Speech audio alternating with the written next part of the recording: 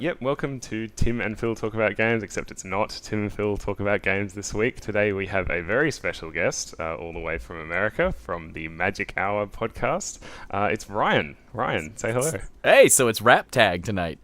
It is very much rap tag. We are rapping away on the subject of games. We thought we'd get Ryan along. He's got some pretty unique or pretty special knowledge with regards to gaming when you've got kids, and also gaming as a teacher as well. Look at all this credit you're giving me. I know. Well, you got a lot of Making me credentials, sound like a man. professional or something. You got a lot of credentials, so we wanted you on our I don't know, first of maybe many. Who knows? We're pretty slack with stuff. Guest positions, I guess.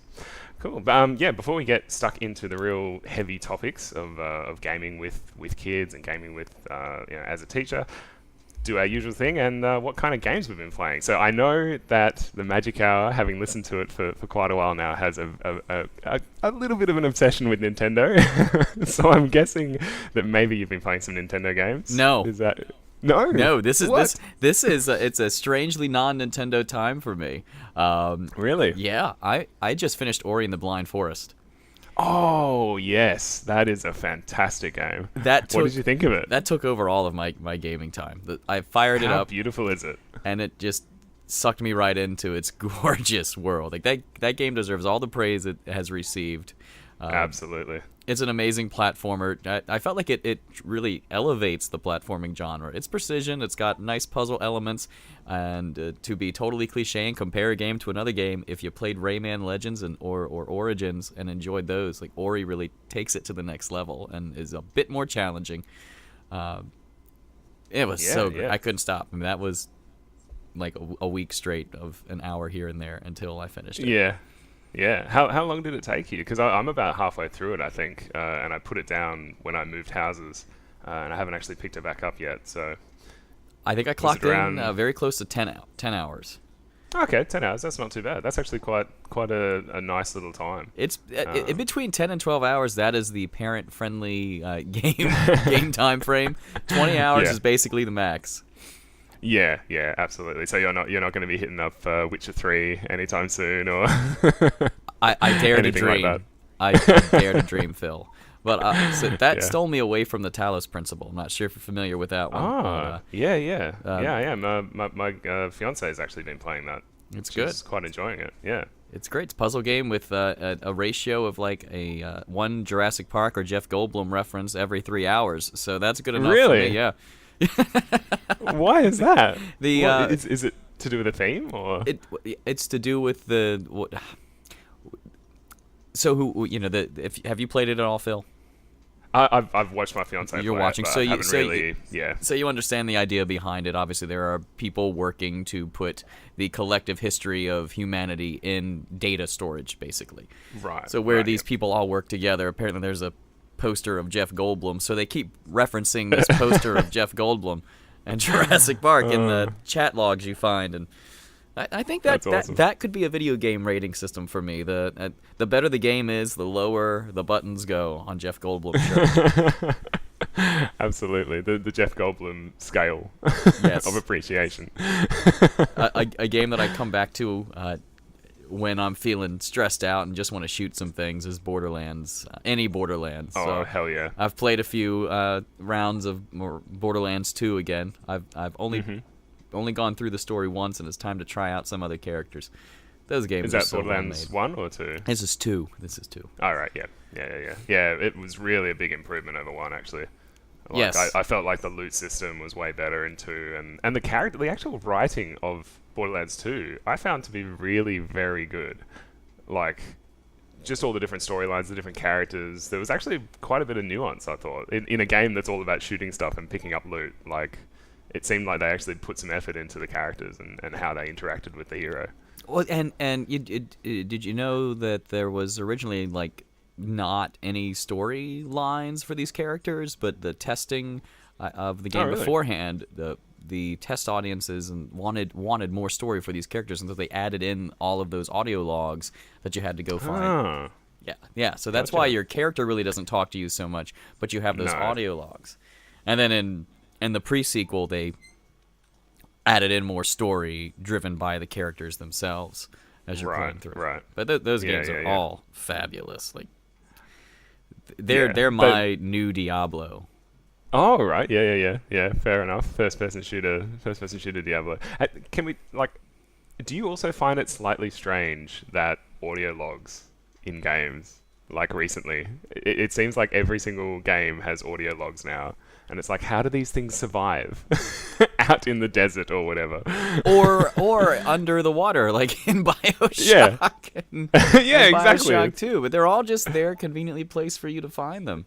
Yeah. Well, I think Bioshock has a lot to answer for because I feel like they were the first ones to really do it properly, I guess, or do it, very smoothly, I guess, or memorably. Yeah. Yeah, I was trying to think before Bioshock, where were the audio logs in games? I'm sure they were there, but that's the earliest I can really remember them. Yeah, for sure.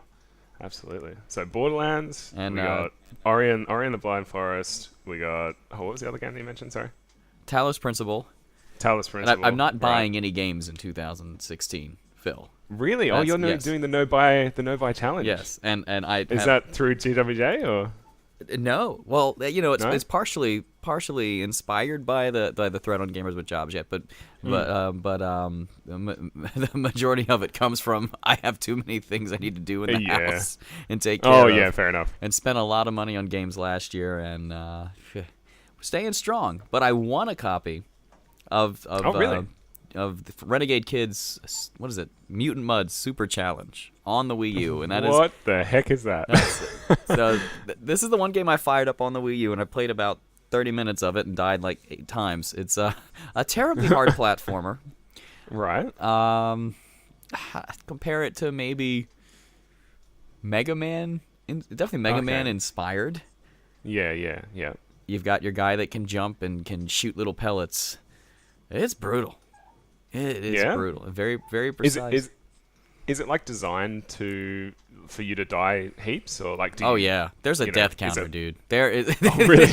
the advertisement for this is the developer of the game, Renegade Kid, Jules Watcham. I think that's how you say his name. He seems like a real cool dude, but it's him holding a controller and just yelling at the screen. This game is too easy. So here, play this instead. It's okay. Yeah. Well, I played about 30 minutes. So that frustration level is not good when you're not necessarily good when you have like an hour a night to play games. So yeah, exactly. You get all head up and like. We'll come back to that later. Yeah. That's me. How about you, Phil?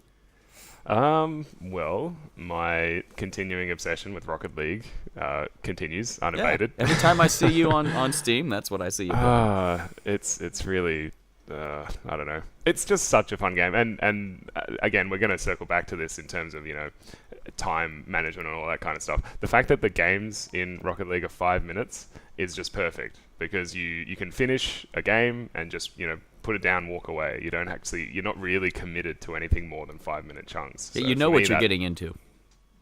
Exactly, you know what you're getting into. It's not like something like League of Legends or those crazy MOBA games where it's like you're committing like an hour and a half to a game every single time you sit down to it. It's like, I can't commit that amount of time nowadays. So Rocket League, and it's just, I don't know, it's just a really good fun game. It's fun to just sit down and bash out a couple of games of that. Still really enjoying it. Do you feel like you're getting to be better at it? Yeah, I feel like I'm getting better, getting slowly more solid. I'm actually taking part in a tournament at the moment in my state.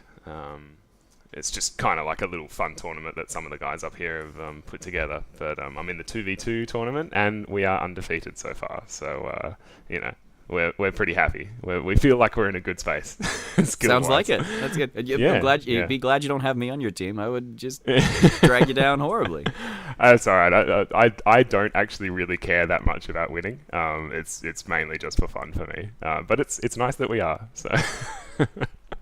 But yeah, besides Rocket League, I have been playing a little bit of Axiom Verge. I don't know if you know that one. Okay, heard good things about that. Kind of a Metroid-inspired. Exactly. So yeah, it's made by one dude, which we're seeing so many of these games that come out nowadays made by one person.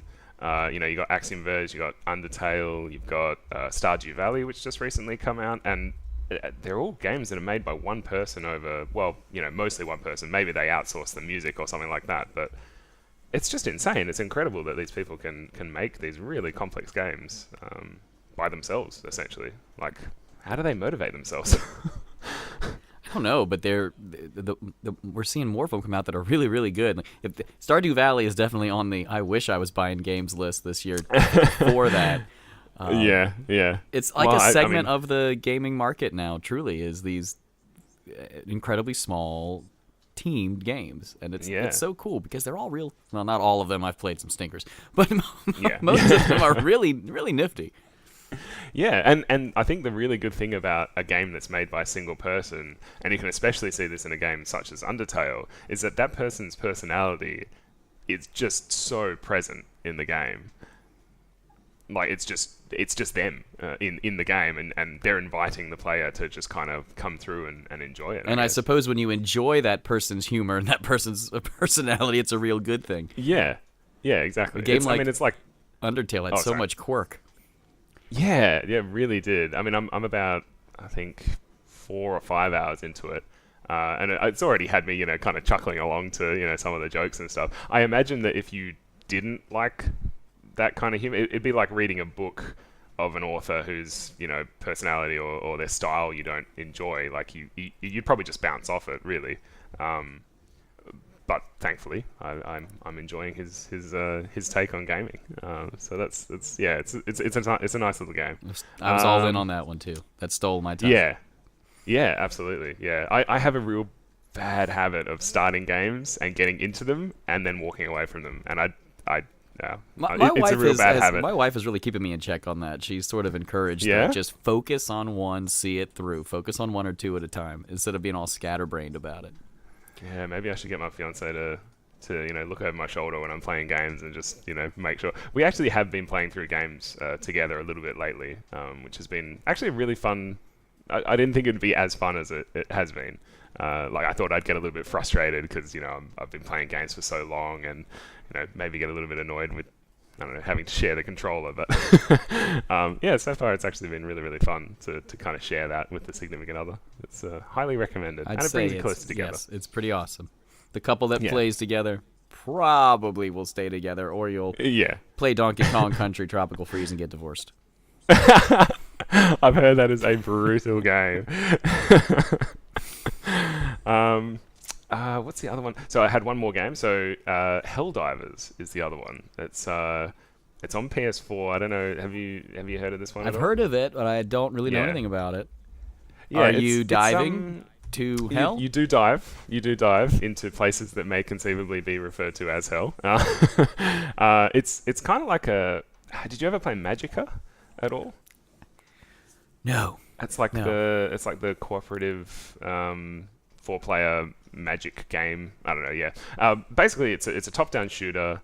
You get fired out of these ships to go and invade planets. Basically, it's like a game version of Super Troopers, where you're kind of trying to take over the galaxy for reasons that are a little bit nefarious, like for oil and controlling planets and stuff like that. But you're the good guys still, in inverted commas.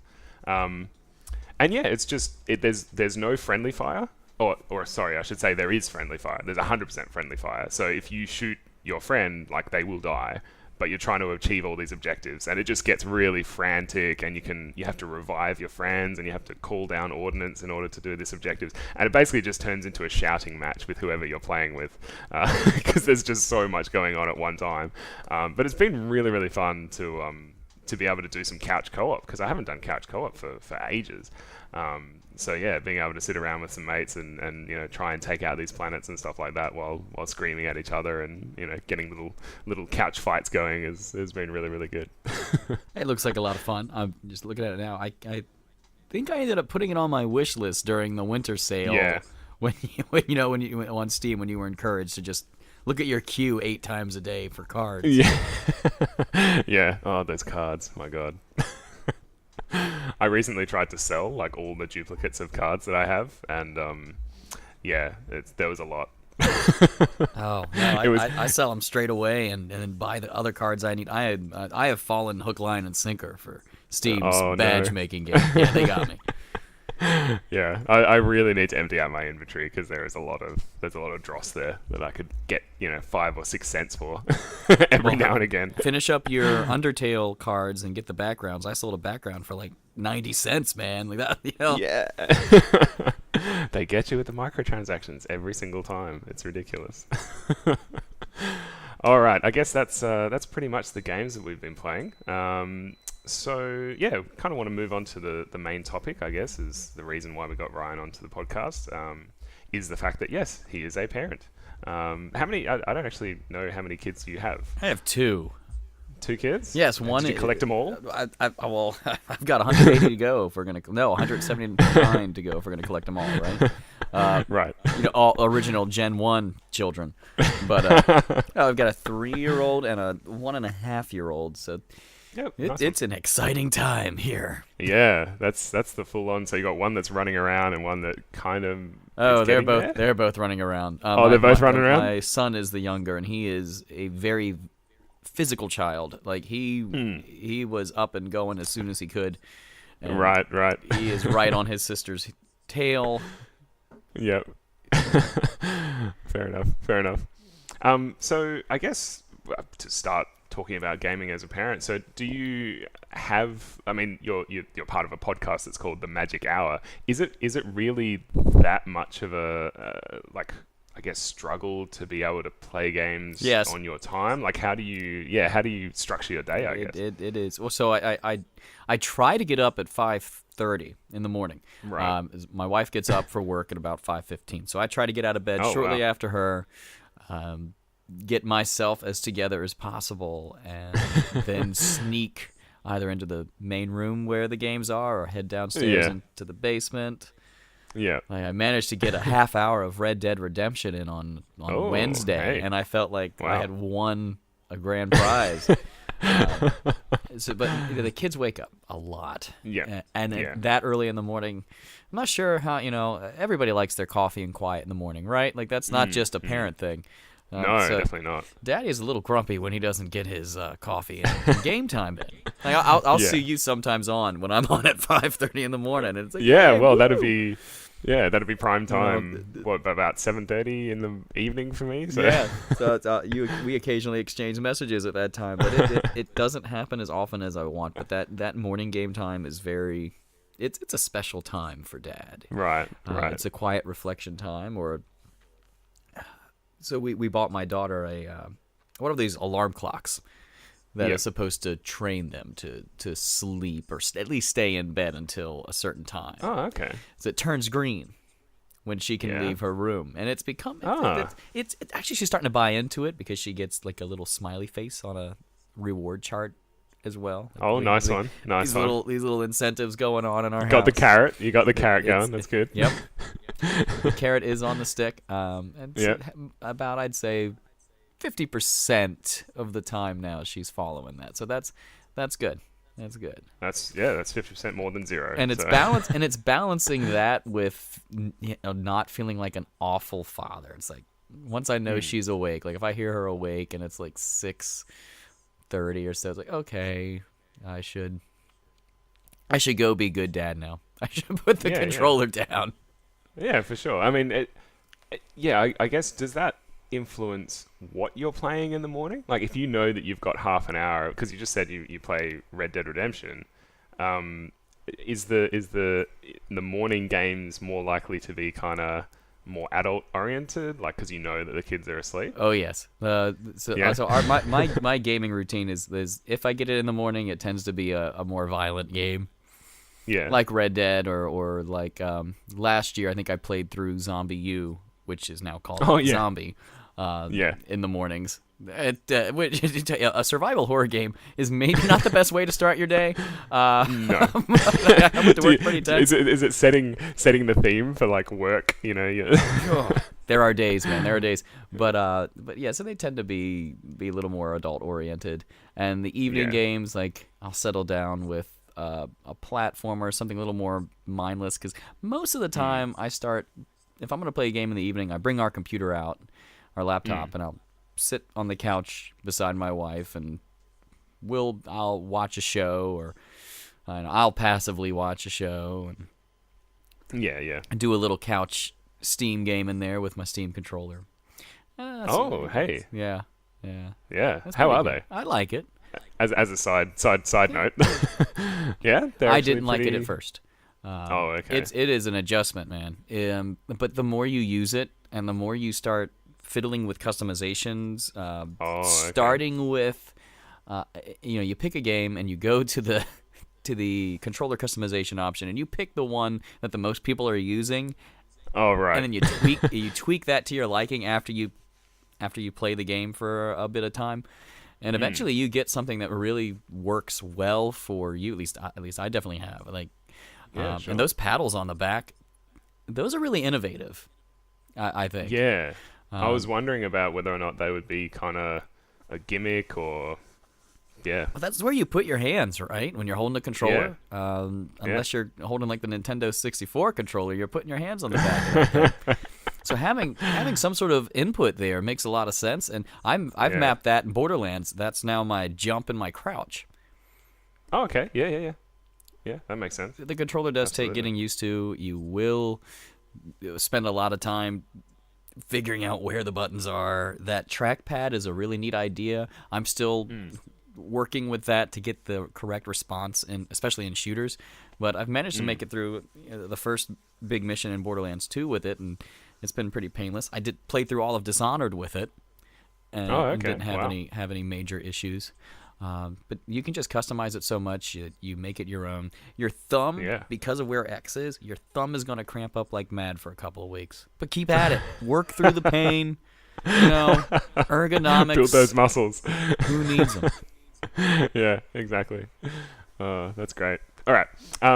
So back to our topic at hand. I should say. Sorry, I haven't actually talked to anybody that has a Steam controller, so I was really interested. Sorry about that. No, that's great. I think that this type of stuff is going to be the future of like how to. I think customization is more the future than anything else. Like customizing the game experience, whether that's through things like the Steam controller or Steam VR. Ooh. Got the controllers there. Yeah.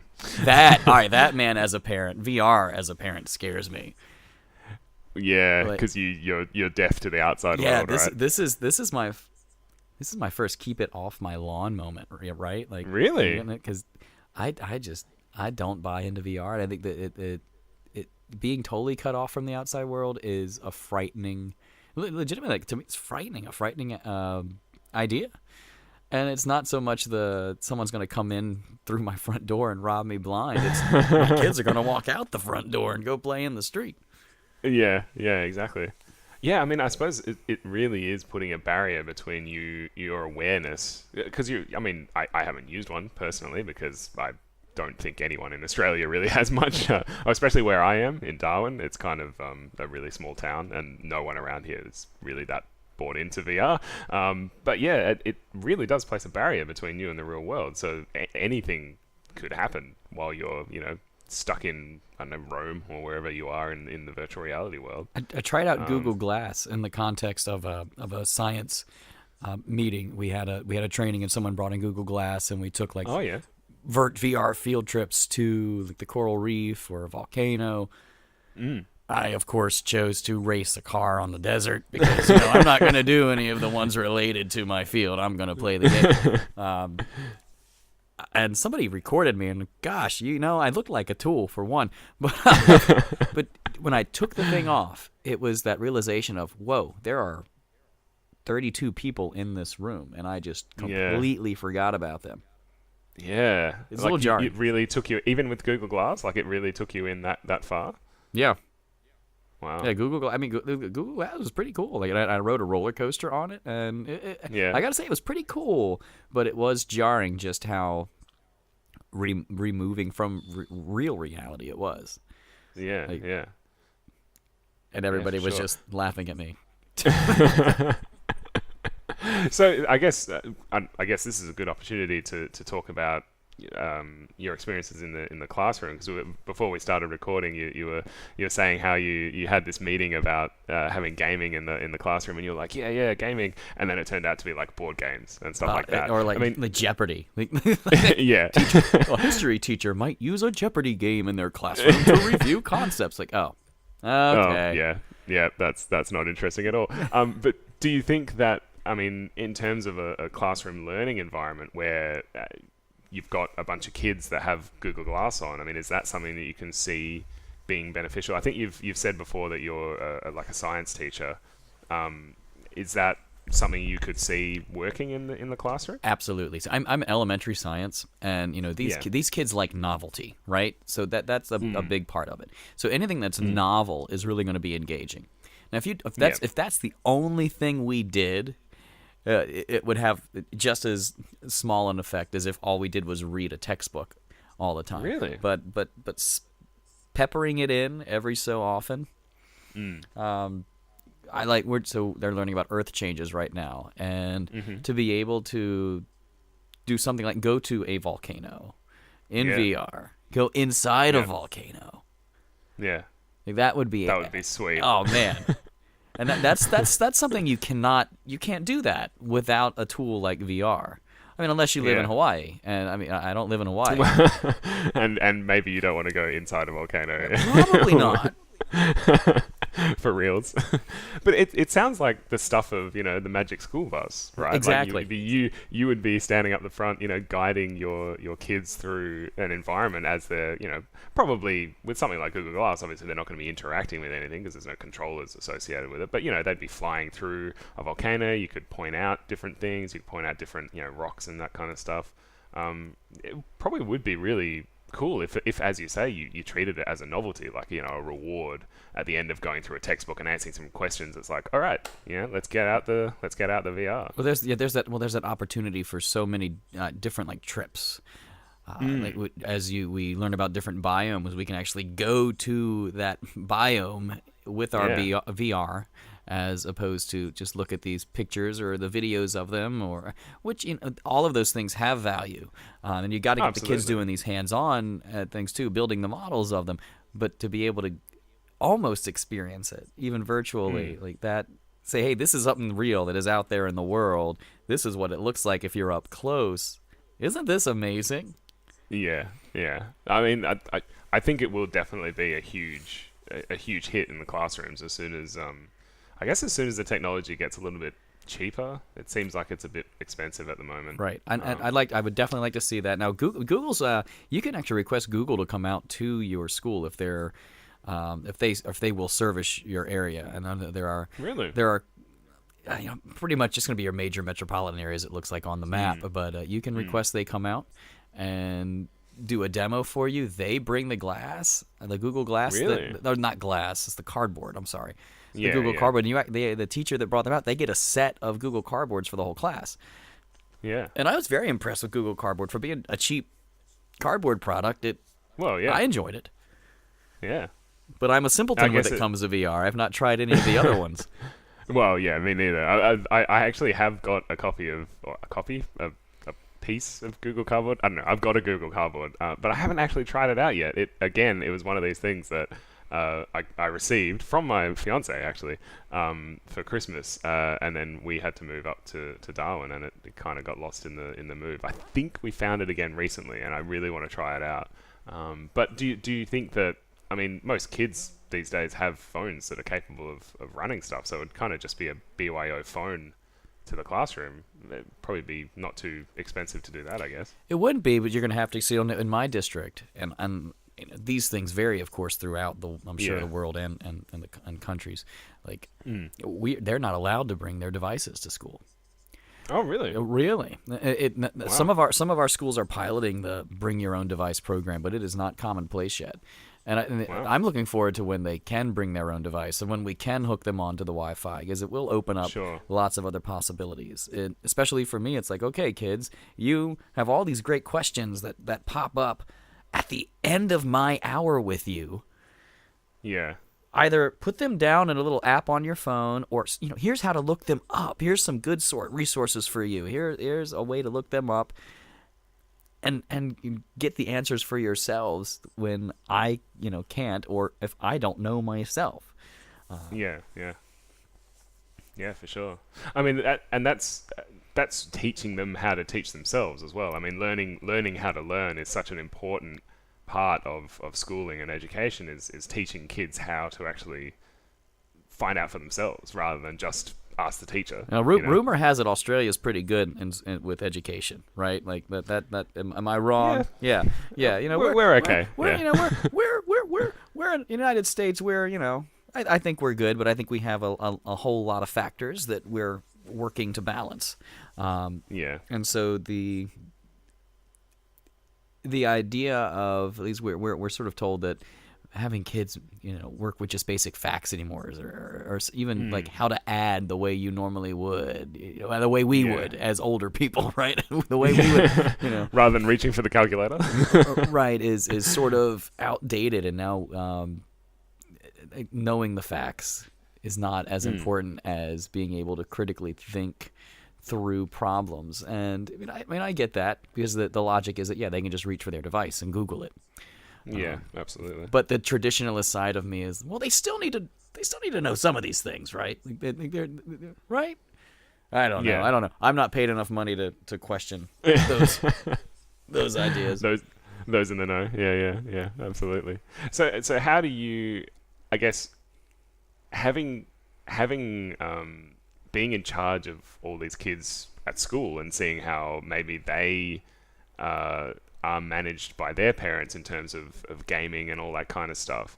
I mean, do you get any ideas of how you're going to manage how you introduce your kids to gaming? Like, do you have, I don't know, something like, you know, you're not going to have them jump on the iPad, you know, for 5 hours a day. Like, not for 5 hours a day. No, but you know, we already use that stuff with our kids. I mean, they got introduced to that. I mean, straight up on it. They got that earlier than the the American Pediatric Association recommends, because my daughter showed interest at a year old at just looking at what, you know, mommy was doing on the iPad or what I was doing, and yeah, absolutely. So we downloaded an app for her called Soundbox, and that was sort of her first little tap on the screen app that she only got for, like, you know, 10 minutes at a time. Yeah. And well, it's similar to the big, you know how you used to get those I don't know, I guess the physical ones where you're like bashing at the plastic and stuff like that. And I've sort of talked about diversity a bit with the games and education thing and applying it. I mean, that's it. I think the physical stuff is at that developmental age quite a bit more important than what an iPad can reproduce. Sure. But it was definitely that novelty. Like, here you go, hon. I need to do the dishes. Here's Soundbox for you for 10 minutes while I take care of that. But she loved that, and then we moved on to Endless Alphabet. Yeah. And what's the gameplay like on this one? So the game set it up for me. Endless Alphabet is a puzzle alphabet matching game. You're given a word and have to drag the letters to the letters of the word. And then you get a little animation of monsters doing some cute things that show the definition of the word. That's actually pretty cool. And you know, by the time my daughter was 2, she was able to recognize all the letters, match all these letters up, and spell these words. And I'm pretty sure her knowledge of the alphabet comes partly from that iPad app. Yeah. I mean, does it? Yeah, obviously, you know, people. I do hear a lot of parents, you know, wrestling with this idea of, you know, how much do I let my kid, you know, play with something like an iPad. But when I was a kid, like, my mum used to flunk us down in front of play school for, you know, hours at a time while she did other stuff. I mean, she was a single mum, so she had to use the television as like a way to basically get shit done, right? Like, it's not a sin. Bless your mom, Phill. Yeah. I don't know how anybody does single parenting. I mean, major props to anybody who does that. I mean, my wife and I are, I think, a pretty darn good parental unit, and it is hard. So, you know, props to the single parents out there. She's a legend. I love my mom. I mean, I'll admit, I think my feeling on it changed pretty dramatically because I was initially a no screen parent, and I'm pretty sure there's a Magic Hour episode where we chat about that. And I think I was at the point where I was starting to flip on my views on that and say, well, it's okay. But I'm definitely now like, it's not going to kill them if they're able to utilize a device in an appropriate way, a developmentally appropriate way for a half an hour a day, even before 2 years old. It's not going to ruin their life. But in terms of actual gaming, Super Mario Maker let me make levels for my kids to play. Yeah, that's so cool. And that was awesome. Because how am I going to introduce my kids to gaming? Well, I figured it would be a Mario game at some point. Oh, of course. Figured I'd set them down with Super Mario All-Stars, and we'd start with Mario 1 and progress through. And I figured we'd do that around 5 years old. That sounds about right. But then Mario Maker came out, and I could build a straight level, keep the flag at the, at the ground level, and say, all right, kids, just push the button to the right. Yeah. Bam. You won. You did it, and that was kid training level 1 of my. That was my first Mario Maker upload. How many people have played that game now? Let's see. I think I've got about at least a couple hundred plays on that, but not. Oh, wow! And awesome. It's one of my more starred levels too. I think because people realized what it was. Yeah. And slow. I think. Oh man, Mario Maker like that. Could there be a more genius? I mean, it's such a simple idea, but they've just implemented it so well. I can't believe that it's taken this long. To be honest with you, it's one of those when I'm making these levels, because I incrementally increase the difficulty each time, add a new mechanic to them for my daughter and my son to overcome. Like, wow, I'm actually applying all of my educator training to this so well. Yeah. If only I felt like I was able to apply it so as well into the real life changing day-to-day environment of a living breathing classroom. Like here it's like, oh, look at this zone of proximal development, scaffolding, it's all right here. Yes. How can you translate that into the classroom? That'd be fantastic. Because it is the thing of like you're essentially, I guess you're making the tutorial levels for your kids of how to play a game. Like that's such a powerful thing. I mean, they're going to have probably memories of this, to ongoing of playing games with dad, and dad made me all these levels, and they'll be able to play them again when they're older. They'll be able to play through all these levels that you made for them. Like it's such a, I don't know, it's a cute idea, and it works really well. Some of my best memories of my parents are the video game related ones. So I hope we can make some of those here as well. Yeah, absolutely. What kind of games did you play with your folks? Let's see. It's Super Mario Brothers 3. That was the main one. Oh, my classic. My father just became addicted to that game, and he was so addicted to it that after, I don't know how long we played it, but one day he just said, I can't do this anymore. I've gotten too addicted. And he didn't play another video game since. And that's actually, so it's, wow. it's a really good memory. It's one of the most positive times I had with my father. But, if only he had kept gaming, who knows? Oh, there's nothing wrong with being addicted to Super Mario Brothers 3. I mean, that's as far as games go, like that's a pretty good one. It's my favorite Mario. Absolutely, yeah. For me, it's between Super Mario Bros. 3 and Super Mario World, because I was more of a SNES guy. So Super Mario World, I played the absolutely just bejesus out of that game. It was I should have been a SNES. I was more the SNES generation, I think. But my parents did, and I of course didn't realize it as a kid. They bought the NES at the end of its life cycle and at the beginning of the Super Nintendo's life cycle. I just kind of thought these were two, things that just existed, and you had one, and then you had the other option, and then you had the Sega Genesis, and then you had, of course, but no one bought the Sega, except for the one kid across the street from me that had every system. And man, it's like, dude. I had the mansion house and all that. I had that whole NES library open to me as a kid. And it was all dirt cheap at that time. Yeah, absolutely. So once the new generation comes out, right? That was a great time. And I didn't have a console beyond the NES until the PlayStation came out. Oh, right. So I did a lot of NES gaming. Well, I mean, that would have gotten your skills up because some of those games were absolutely brutal. Oh yeah, Mega Man, the Mega Man games Oh, were my favorite games well, it's your, as a it's child. your icon everywhere. So All on right, yeah, that's Twitter my and on online Steam. picture everywhere I go. Yeah, yeah, yeah. And those are games that teach you. Again, they do a really good job of teaching you the mechanics of the game as like a tutorial. Like They they're actually sure really do. good. Yeah, yeah, for sure. Um, I don't know. I'm just about out of topics to talk about, I guess, and we're hitting around about the 40-minute mark, so we don't want to go for too much longer. Because Wow, we're already there. I know, yeah, Boy, it's been a real good conversation. I guess so. I saw this on the this Magic is. Hour. I don't feel like I talked about teaching in games much at all. Well, we can do this again. We can definitely do this again. I'd love to get the whole Magic Hour, the whole Magic Hour crew together. That would be cool. To talk about stuff. But Let's do it. Let's make this part one.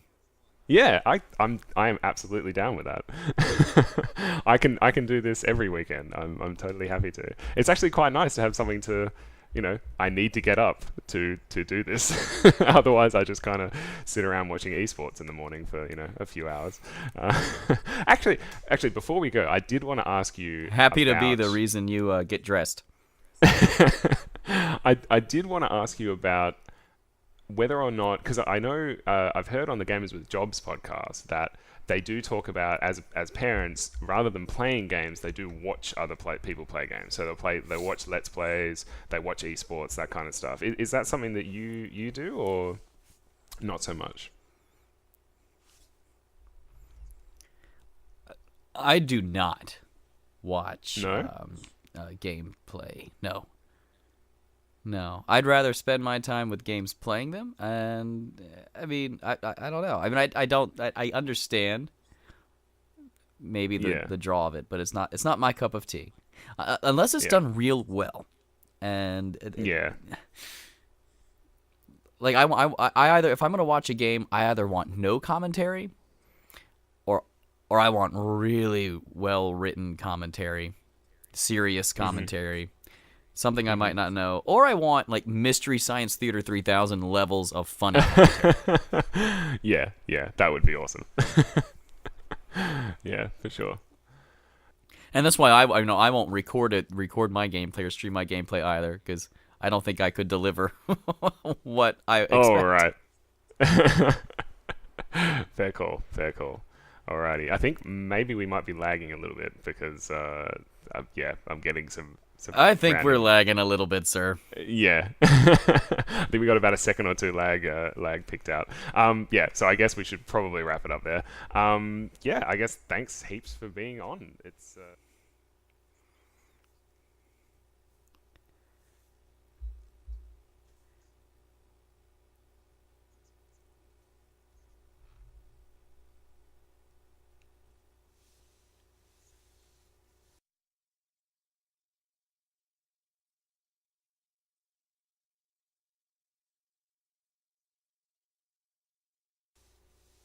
Well, no, Phil. Seriously, that was a great time, and it went by fast. And I'm chatting to myself here because of the technical difficulties. But thank you so much for having me on the TAPTAG podcast.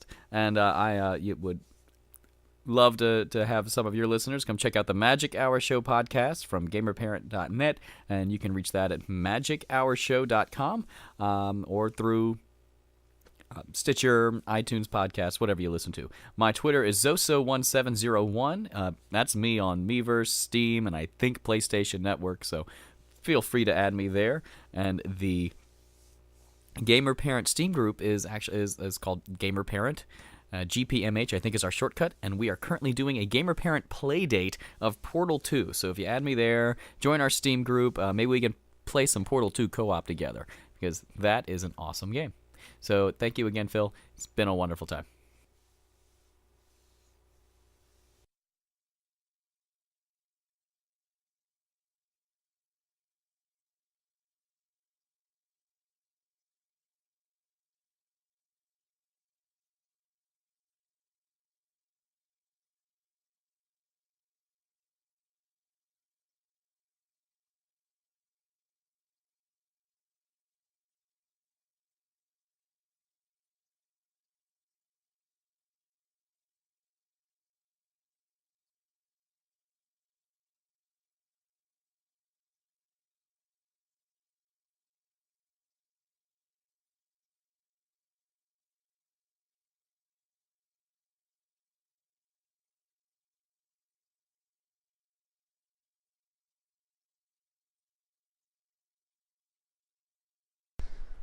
Hello, TAPTAG listeners. We did actually have a really bad case of the laggies coming in to interrupt this podcast, but I did get Ryan to record a little outro.